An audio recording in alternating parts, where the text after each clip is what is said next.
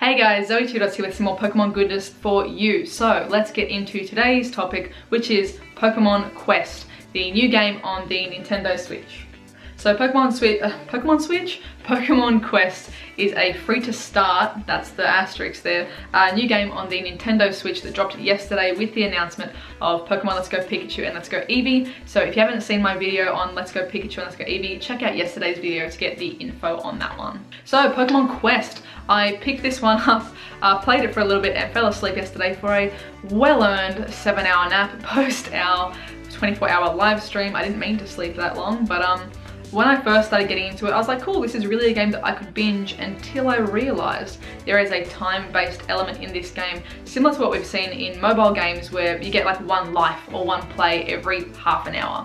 So the Pokemon Quest game has got a battery bar, which is 5 out of 5. Every time you play one expedition, you use one of those battery lives until you're out, and you have to wait 30 minutes to recoup a battery. So this game is pretty much centered around wanting you to play it daily, not to binge through the entire story or the entire game in one setting or in a week or something like that. They wanted this to be spaced out, and pretty much if you want to blast through the game, you will have to pay for the opportunity to do that, I suppose. So far in the game I haven't come or hit a paywall where I need to stop and actually pay to play any part of it, but I thought I wanted to get that out to you guys. First thing that you know about is that there are elements in this game that kind of are paywall, not blocked, but options, pay options.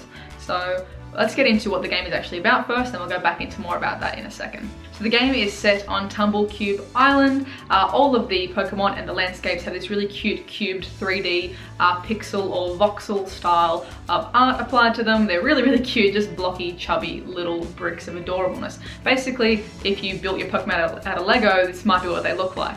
I've always been a massive fan of pixel art and voxel art, so definitely this game style really appeals to me. Just visually alone, I really like the visual style of this game. It's very cute and one of my kind of personal favorite styles. Essentially, the game starts with you picking a starter Pokemon, so you have the choice of Pikachu or Eevee, tie into the new Pikachu and Eevee branding, of course, and then Charmander, Squirtle, or Bulbasaur to pick from as your start Pokemon. I grabbed Pikachu. I just thought that'd be a cute option to pick, and there are pros and cons to picking all of these because the first few areas have different typings, but it's not going to hold you back. No matter which one you pick, you're not going to really be held back in any of these areas. So the main concept of the game is to go and explore and go on expeditions in each of these little worlds to battle new Pokemon and explore, pick up items, pick up power gems, and pick up ingredients for cooking. So the power gems are used to power up and kind of like stat buff your Pokemon, give them extra health, give them extra attack and damage and things like that. And then the ingredients are used to cook new meals at your campsite to attract new Pokemon to add to your Pokédex and to add to your party. So you can use these Pokemon to go on expeditions with you, or you can use them for other things such as training your Pokemon, or just leave them there to hang around in the Pokemon campsite area. It's pretty simple to play. Pretty much when you go on an expedition, the characters will auto-run towards the enemy, start exploring the area and auto-run towards the enemy, where it is up to you to decide when to attack and use special moves. The characters will just attack by default with like a basic tackle style move, and then you'll have their special moves at the bottom for you to choose. I find that this game so far works way better in handheld mode and using the touch screen. So using your finger on the touch screen as opposed to using the actual controllers, just because you can tap way faster than what you can use the actual Joy-Con controllers to move the hand around and select which move you want. So definitely recommend using it in undocked mode and handheld. I think this is probably because this game is designed around it will be coming to mobile games later on in the year, so I think it's been designed around using as a mobile game as its primary function, and then the interface with the Joy-Cons is secondary, so definitely using the touchscreen is way easier on the Switch at the moment. So as you go on more and more expeditions, you'll encounter harder and harder Pokemon. Each time you finish an expedition, you will get more XP and level up your Pokemon that you have got in your little party, and you'll find newer and better power crystals to buff their moves and buff their stats. So far it's a pretty quick and fun kind of game to play. Get into it, play a couple of rounds. I could certainly see myself wanting to play it for longer. This is the kind of game where I could easily sit down and binge play this for 4 hours straight and be like, oh well, lunchtime, okay, time to go. But you are limited in that battery life or 1 life per play kind of game style. So do be smart with when you play it, how you play it, what you're doing with that, I suppose. So the in-game currency is Pokemon tickets. So there are a number of ways to get Pokemon tickets free in the game. Every 24 hours you will be able to claim a free number of Pokemon tickets. You can also get them for completing quests or completing objectives and things like that to get them for free.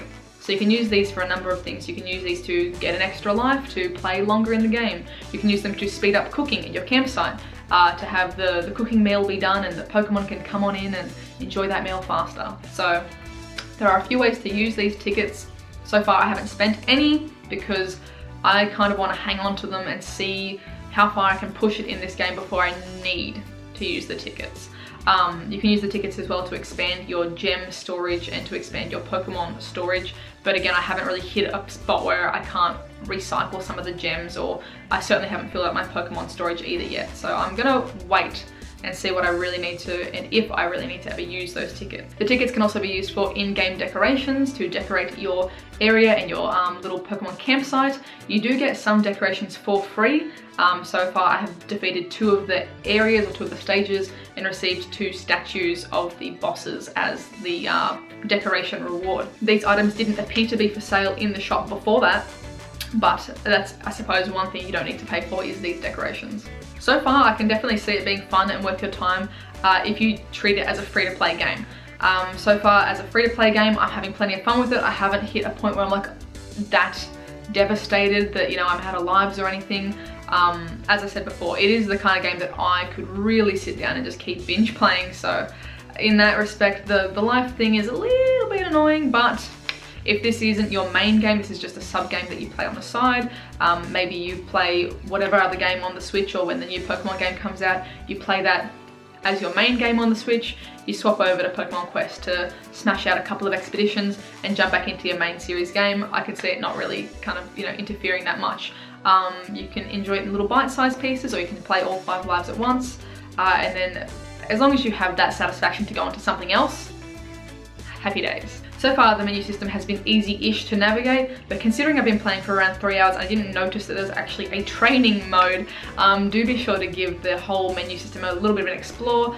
Make sure you read over everything and all the little tutorials that pop up, because some things don't pop up unless you actually go and find them yourself. So for example, the training grounds, I didn't actually realize, maybe it was mentioned earlier in the game, but I didn't even realize that was a thing where you can use your Pokemon to train towards powering up one of your best Pokemon or better Pokemon, or Pokemon that you want to use. So for example, I could use my Pidgey and my Rattata to power up my Pikachu, but if I use them to help train my Pikachu, I will lose the Pidgey and the Rattata permanently. Obviously you could get them back by cooking more meals and luring them back to your campsite, but that's just to be seen, I suppose. And that's obviously then more rounds of expeditions to have more rounds of the cooking happening, and then more Pokemon coming to your park, your little campsite. So yeah, I mean, it's probably a good way to clear out your inbox or your Pokemon box storage of Pokemon that you aren't going to be using. I'm probably not going to be using Pidgey and Rattata when I have something that's stronger than them anyway. So things like that, I'll be happy to kind of recycle and help power up Pokemon that I will be using in all of the quests. All in all, so far, it's a pretty fun, cute game. I love the art style. I like playing it. It's been pretty fun so far. Again, I would say the one downside is the timed life bar kind of thing, or only having 1 life per play, that kind of aspect. But it's probably not a game breaker for me, not a deal breaker for me. I'll still play it regardless, and I'm gonna play for as long as I can without putting any money into it, and just see if there is a point where you kind of hit a wall and need to put money or need to spend the Pokemon tickets, and then I suppose we'll revisit from there. Because this game does also have that 1 life, 1 play kind of aspect to it, I will be streaming it with you guys, but probably I will start off Pokemon Go streams or something like that. Start off with Pokemon Go stream, then switch to Pokemon Quest in the middle. We'll use up our lives and then go back to the other game or go back to Pokemon Go or another game that we're playing. Kind of have it as a in-between or like a bit of a change up the mood kind of thing. Play something a little bit different and then go back to the main game.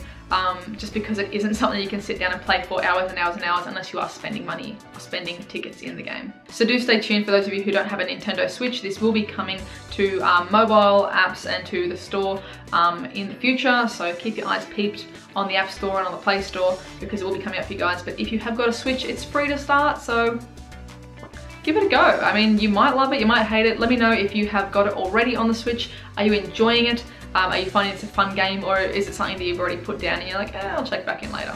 Not that fast. So let me know what you think. I'm going to give it a bit more of my time and love and attention and see, get a full feel for the game and let you guys know what I think about it. I hope you all have a wonderful, wonderful day, and I'll catch you guys in the next one. Bye.